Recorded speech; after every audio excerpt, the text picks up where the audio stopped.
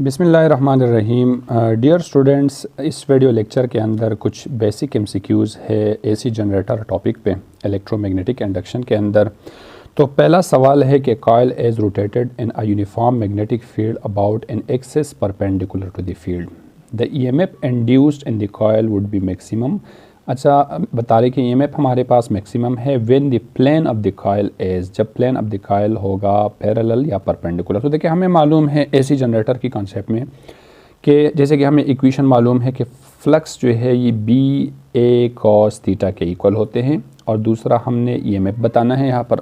तो देखिए, जब एरिया और मैग्नेटिक फील्ड दोनों एक दूसरे को पैरेलल होता है तो फ्लक्स हमारे पास मैक्सिमम होगा, लेकिन उसी केस में ईएमएफ ज़ीरो होता है। और जब फ्लक्स यानी जो फील्ड और एरिया एक दूसरे को परपेंडिकुलर होते हैं तो इसी केस के अंदर फ्लक्स हमारे पास ज़ीरो होगा और ईएमएफ हमारे पास मैक्सिमम होगा। लेकिन क्वेश्चन के अंदर हमें बता रहे कि the EMF induce in the coil would be maximum. हमें ईएमएफ मैक्सिमम चाहिए, तो मैक्सिमम के लिए फिर दोनों फील्ड और एरिया एक दूसरे को परपेंडिकुलर होगा। तो यहाँ पर जो करेक्ट ऑप्शन है वो बी है। क्वेश्चन नंबर 2 के अंदर बता रहे कि a coil having number of N turns in cross sectional area A is rotated in a uniform magnetic field B, the angular velocity omega, the maximum value of EMF induced in it is.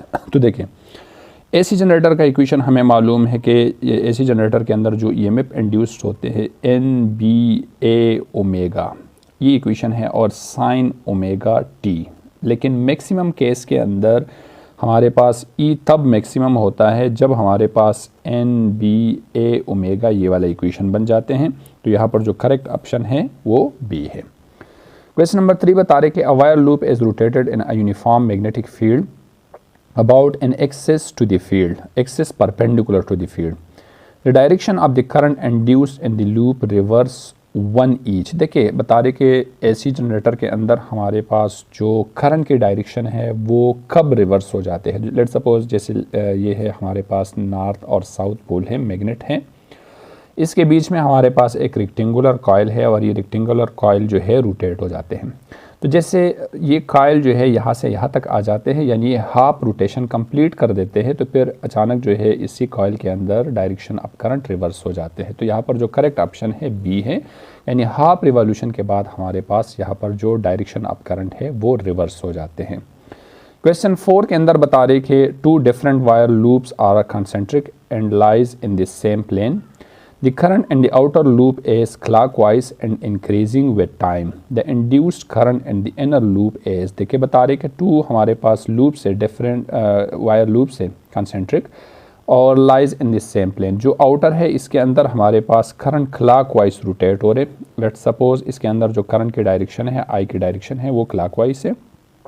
तो इसी की field की वजह से जो inner हमारे पास जो inner यानी एक लूप है वहाँ पर जो है हमारे पास करंट की डायरेक्शन जो है इसका उलट होगा, एंटी क्लॉकवाइज होगा। और यानी जैसे यहाँ पर करंट बढ़ेगा तो फील्ड भी चेंज होगा, फील्ड चेंज की वजह से यहाँ पर ईएमएफ इंड्यूस्ड होगा, करंट इंड्यूस्ड होगा, और वो करंट जो है काउंटर क्लॉकवाइज डायरेक्शन में यानी एंटी क्लॉकवाइज जो है दूसरे कॉइल के अंदर रोटेट होगा। तो यहाँ पर करेक्ट ऑप्शन जो है काउंटर क्लॉकवाइज या एंटी क्लॉकवाइज सेकंड कॉइल के अंदर करंट जो है इंड्यूस्ड होगा।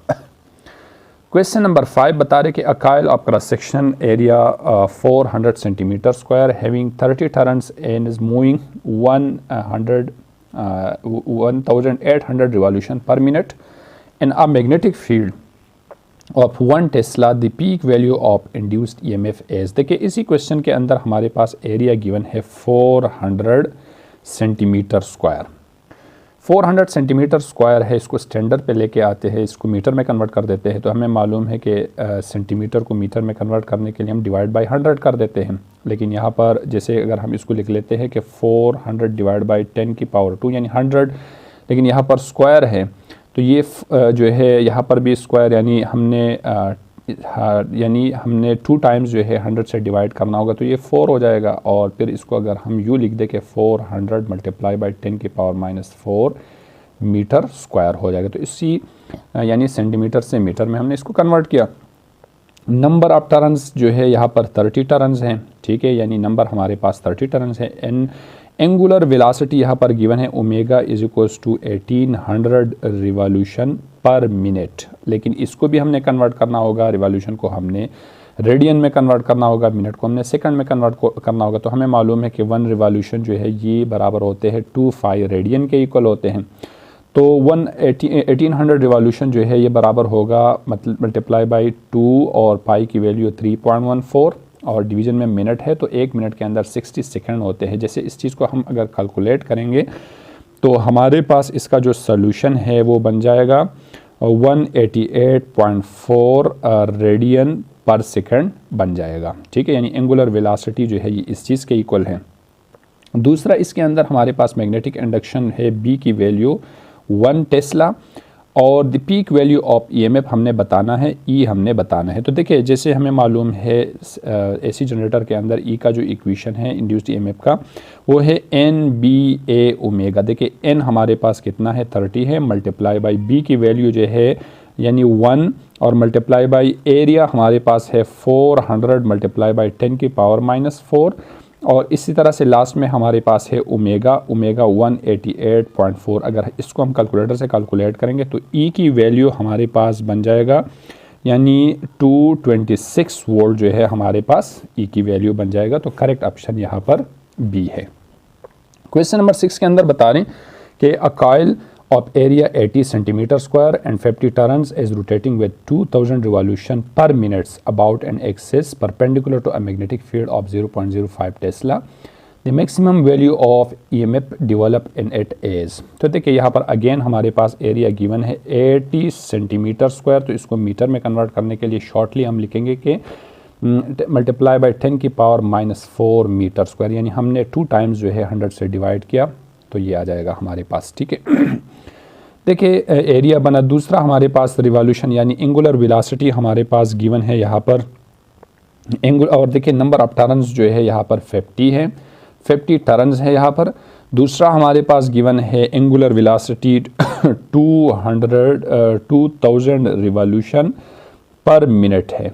इसको कन्वर्ट करने के लिए हम ऐसा कर देते थे, लेकिन अगर हम यहाँ ऑप्शंस के अंदर देखें ना पाई है, तो पाई जो है यहाँ पर इसको हम ऐसे कन्वर्ट कर देते थे कि 2000 मल्टीप्लाई बाई जैसे कि हमें मालूम है 2 और पाई आ जाएगा और डिवाइड बाई मिनट हमें मालूम है किसके इक्वल है, ये 60 आ जाएगा। तो देखिए अगर इसको हम सिंप्लीफाई करेंगे तो हमारे पास इसका जो सोल्यूशन है, लेट्स सपोज ये 0 इसके साथ कैंसिल हो जाएगा, ये 3 हो जाएगा और इसको हम ये भी लिख सकते हैं कि ओमेगा जो है ये बराबर है 200 डिवाइड बाई 3 पाई के इक्वल है, पाई रेडियन पर सेकंड के इक्वल है, रेडियन पर सेकंड के इक्वल है। दूसरा जो है हमारे पास इसके अंदर गिवन है यानी परपेंडिकुलर मैग्नेटिक फील्ड जो है यहाँ पर गिवन है बी की वैल्यू 0.05 टेस्ला है। हमने ईएमएफ बताना है मैक्सिमम ईएमएफ और इसके लिए हमारे पास फार्मूला है कि E is equals to N B A omega है।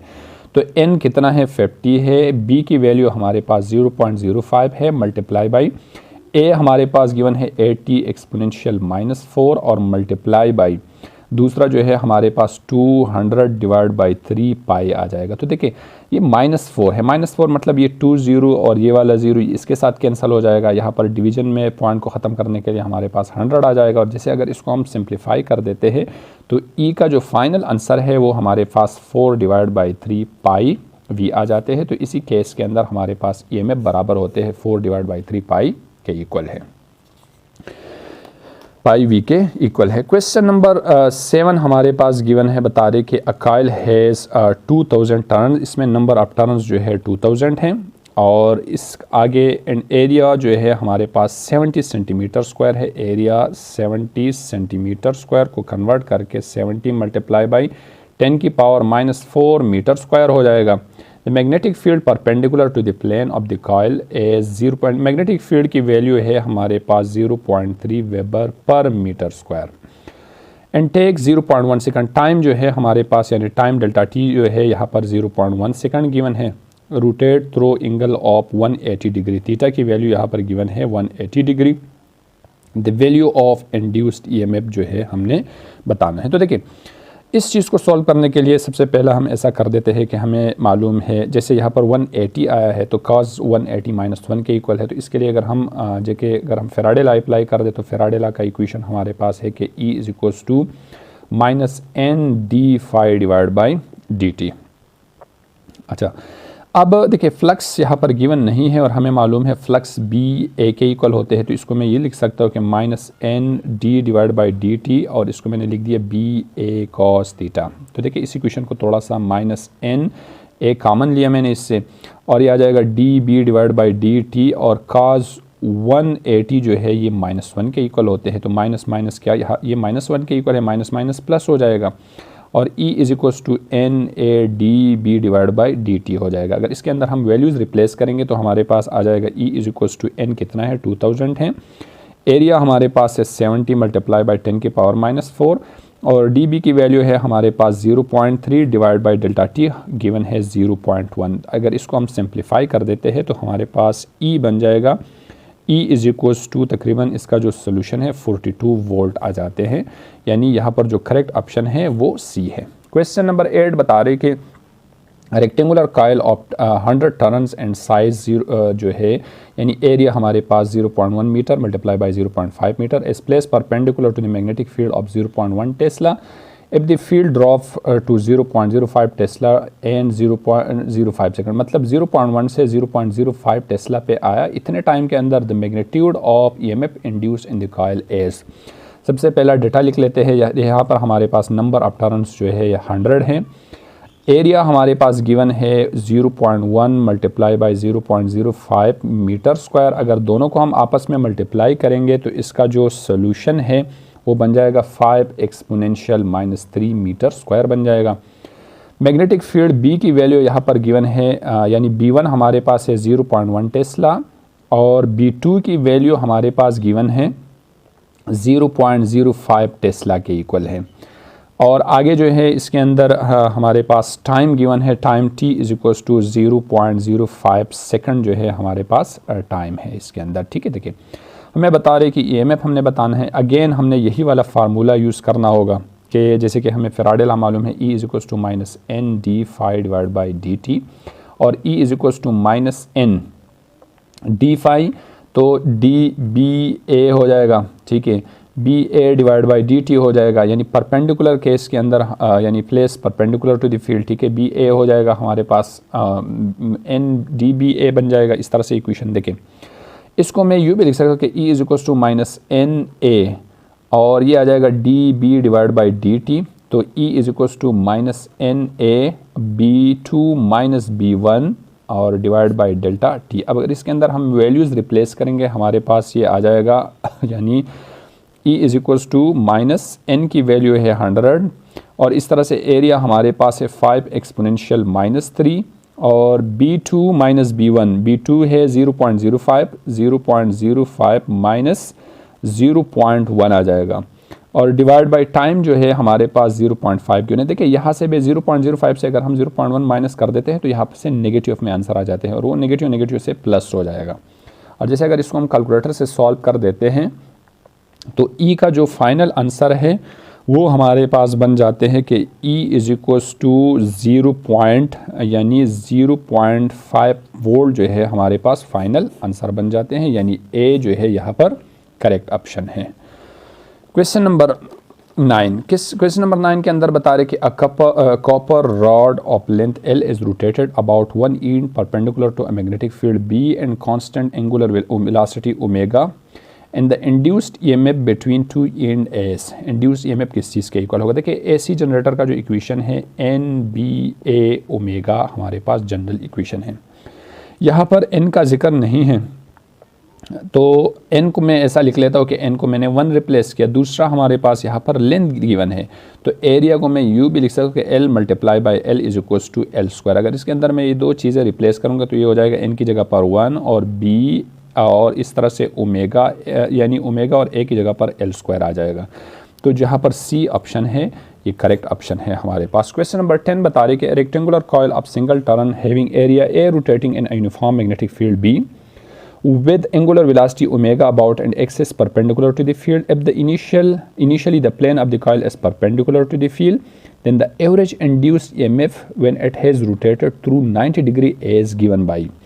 क्वेश्चन के अंदर हमें बता रहे कि भाई हमारे पास एरिया जो है एरिया ए है, मैग्नेटिक फील्ड हमारे पास मैग्नेटिक फील्ड की बी है, एंगुलर वेलोसिटी जो है बराबर है ओमेगा के, axis perpendicular to if the initially the plane of the coil initially plane of the coil जो है ये परपेंडिकुलर है to the field, then the average induced EMF has rotated through, यानी ये परपेंडिकुलर से मैक्सिमम तक यानी परपेंडिकुलर से पैरेलल तक कॉइल रोटेट हुआ यानी 90 डिग्री तक रोटेट हो रहे, ठीक है, यानी 0 से 90 डिग्री तक रोटेट हो रहे। इस पे हमारे पास इंड्यूस्ड ईएमएफ का इक्वेशन क्या होगा, यानी ई का हमने इक्वेशन बताना है। तो देखिए जैसे अगर हम गौर कर देते हैं फैराडे लॉ पे, तो फैराडे लॉ हमें मालूम है D phi divide by D T के इक्वल है। अब यहाँ पर हमारे पास सिचुएशन क्या है, इनिशियली परपेंडिकुलर है और फ्लक्स को अगर मैं लिख दो फाई 2 माइनस फाई 1, तो देखिए इनिशियली परपेंडिकुलर है, फ्लक्स का इक्वेशन है बी ए कॉस थीटा, परपेंडिकुलर 90 हो जाएगा, ठीक है। और देखिए यहाँ पर हमारे पास इनिशियली परपेंडिकुलर है तो यहाँ से आंसर 0 हो जाएगा क्योंकि cos 90 इज इक्वल टू 0, और यहाँ से जो हमें पाई 2 से आंसर मिल जाएगा वो बी ए, यानी फिर परपेंडिकुलर और cos यानी cos 90 जो है हमारे पास 0 है और cos 0 फिर हमारे पास 1 हो जाएगा।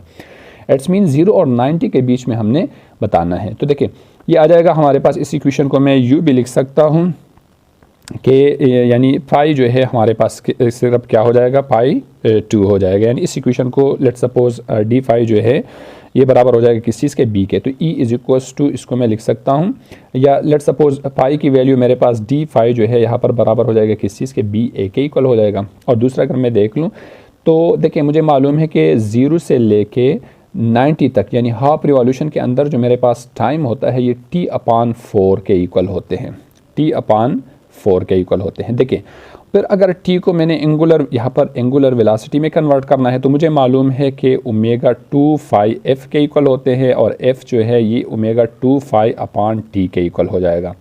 इसको अगर मैं थोड़ा सा रीअरेंज कर दूँ तो t is equal to 2 phi upon omega हो जाएगा। अगर इसको मैं यहाँ पर रिप्लेस कर दूँ तो ये आ जाएगा मेरे पास t इज इक्वल टू, ये कैपिटल T की जगह पर आ जाएगा 2 पाई डिवाइड बाई 4 ओमेगा हो जाएगा और ये 4 इसके साथ कैंसिल हो जाएगा। It's mean t is equal to 5 divide by 2 omega हो जाएगा। यानी ये t की वैल्यू है और ये d पाई की वैल्यू है, d t की वैल्यू है और इस तरह से ये d पाई की। अगर इन दोनों को मैं इस इक्वेशन के अंदर रिप्लेस कर दूं तो मेरे पास आ जाएगा e इज इक्वल टू, देखिए ऊपर b a आ जाएगा और डिवीजन में मेरे पास 5 divide by 2 omega, divide and multiply rules के हिसाब से e is equal to 2 b a omega और डिवाइड बाई पाई आ जाएगा।